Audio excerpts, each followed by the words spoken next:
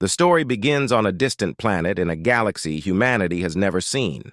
The planet was called Zirfan, and its inhabitants, the Zirfans, were a highly advanced civilization, far ahead of Earth in technology and science.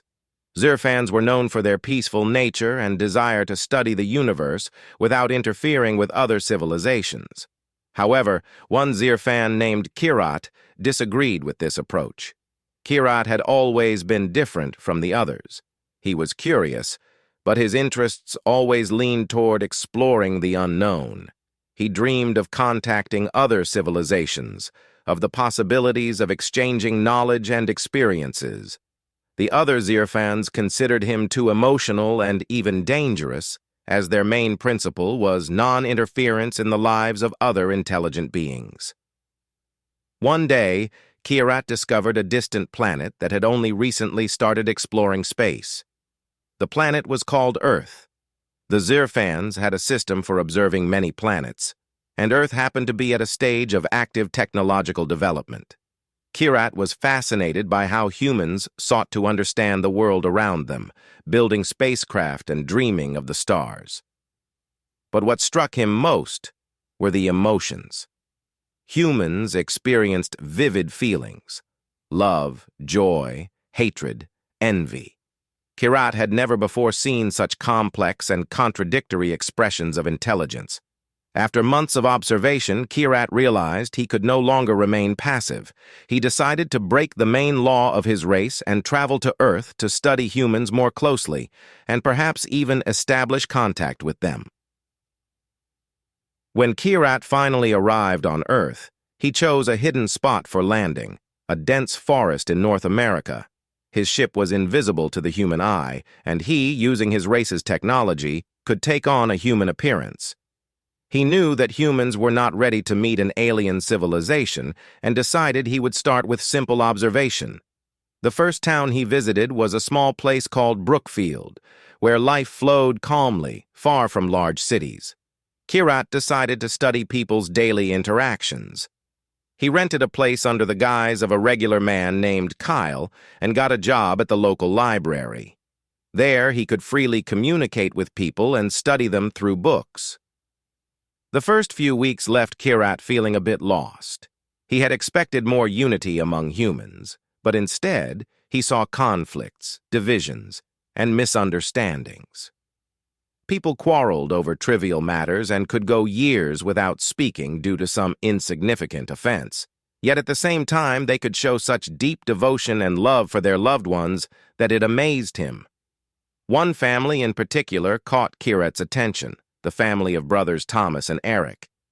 These two brothers lived near the library, and Kirat often saw them together.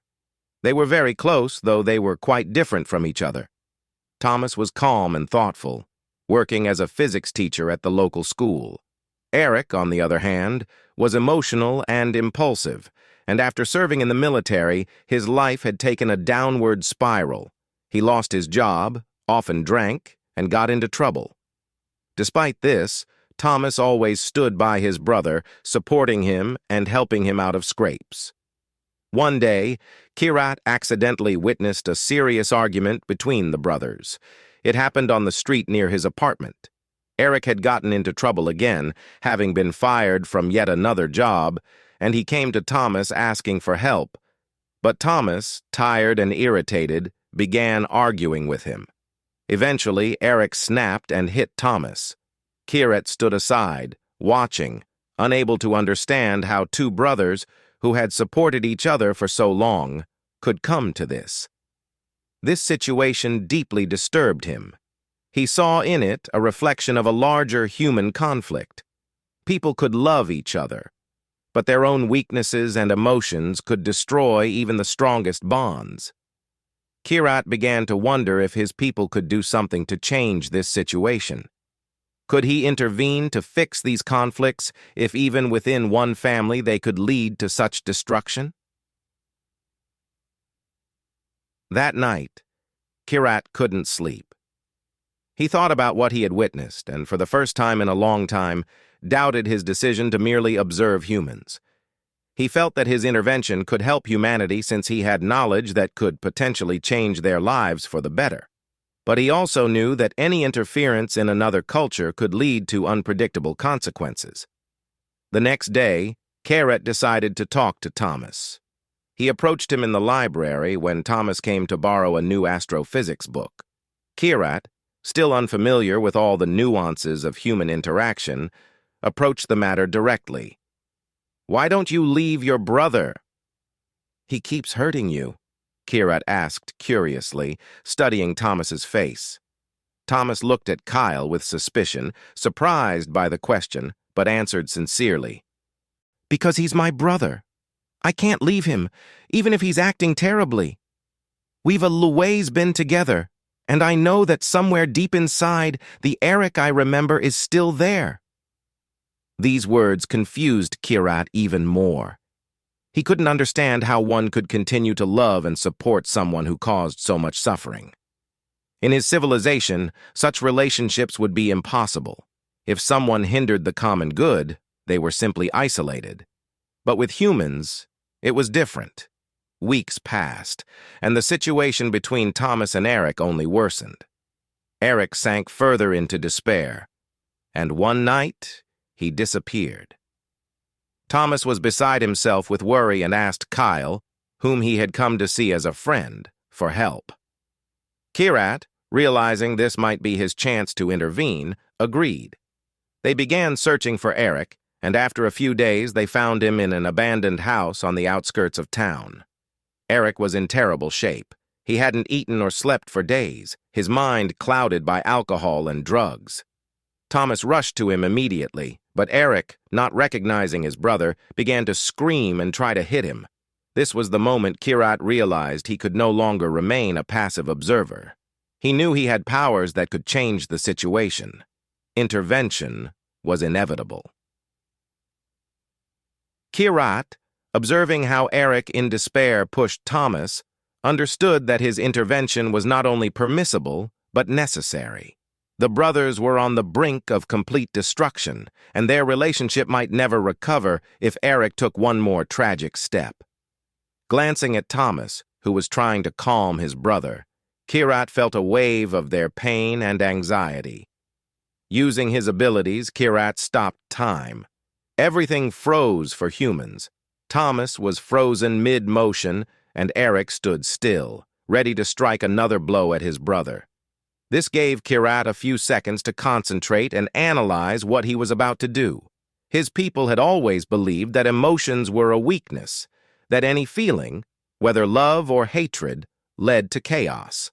But after studying humans, Kirat began to understand that without emotions, life became empty and devoid of meaning. Even amid pain, suffering, and loss, people still fought for those they loved. He decided to try something that had never been possible for a Zirfan before, using his powers to understand the true essence of these emotions and help Eric return to himself. Kirat approached the brothers.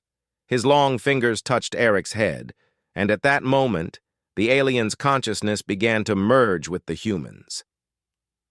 Kirat plunged into Eric's memories, those parts of his mind that were locked away and shrouded in pain. He saw a young Eric returning from war, where he had experienced horrific moments. These experiences had shattered his spirit, and the internal demons gradually took control of his mind. Kirat saw how the once strong and determined Eric had begun to lose his inner compass. Returning home, he could not find peace, could not cope with the memories of lost friends and ruined lives. This led to his estrangement from his family, his self-destruction, and the conflicts with Thomas. But Kirat also saw that Eric had always loved his brother, and this love was the only light that kept him from completely sinking into darkness. He fought against this feeling, not wanting to admit that he needed help. The pain and guilt held him back from returning to his family, and he believed he was unworthy of this love. This was his heaviest burden. Kirat realized that Eric needed something more than just forgiveness or support. He needed to remember his true essence, the bond that had existed between him and Thomas long before the war and all the hardships of life. Using his energy, Kirat helped Eric relive his traumas again, but this time, not alone, but with Thomas by his side. In his consciousness, they were once again children, running through the meadow near their parents' house, laughing and carefree. Kirat allowed Eric to remember that, despite everything that had happened, his brother had always been there, that love and support had never left. These memories filled Eric with a warm light. Kirat saw his internal wounds begin to heal, as fears and pain gradually retreated. Eric realized that he no longer needed to run away, no longer needed to try to destroy everything around him to numb his feelings. He understood that his brother had always believed in him, even when he had lost faith in himself. Kirat, having fulfilled his mission, withdrew from Eric and restarted the flow of time. Thomas, surprised, saw Eric suddenly drop to his knees, cover his face with his hands, and start to sob. But these were not tears of pain or despair. They were tears of release. Thomas hurried to his brother, embracing him, feeling that the bond between them, which had seemed lost forever, was being restored. "Forgive me, Tom," Eric said through his tears. "I've been running for so long, but all I needed was to come back." Thomas held him tightly, saying nothing. At that moment, the brothers realized that despite all the hardships, their bond was stronger than any obstacles. Kirat, watching this, felt a transformation within himself. He realized that the emotional bond between people was not a weakness, but a source of incredible strength. Zirfans were far from understanding this, believing that rationality was the only path to progress. But Kirat no longer thought that way. He decided that his experience on Earth should be used to open the eyes of his people. Kirat was no longer just an observer. He had become a participant in life on this planet, and this connection had changed him forever.